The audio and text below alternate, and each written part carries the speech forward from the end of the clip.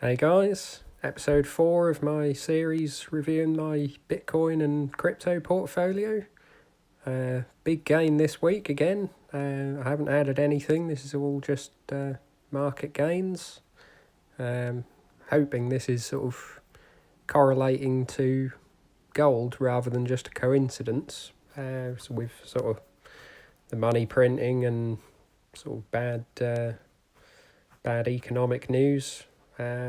But yeah, it seems to be sort of going up with gold while the stock market's going down, which is pretty good because it seemed to be that it was sort of moving up and down with the stock market sort of last month or two.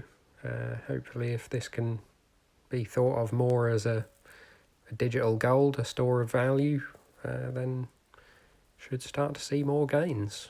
It does appear to be this week it's mainly in the sort of top 10, the big coins. So Bitcoin seen a real pump. It did go crazy this weekend. The whole market's gone crazy this weekend. Sort of rocketed up to over £9,000 or $12,000 and then crashed overnight. But tend to sort of zoom out and look a little bit longer term. So you sort of see from the weekly still fairly up. If you sort of dive into 12 hours, then yeah, it looks crazy, or 3 days. Then yeah, you do see volatile moves, but you really got to sort of zoom out. Look at the long term, even the monthly. You can see it's crazy. But yeah, so that's Bitcoin. Ethereum has been having an even better move, really. Starting to get a lot of decentralized finance tokens and that sort of thing, all built on Ethereum. So just sort of means more use for Ethereum, which is always good. So yeah, hold 27 of that. Hopefully I'll continue doing well. Litecoin, again, haven't seen any news, just seems to be going up with the market. Yeah, pretty happy with that. It's quite a big position.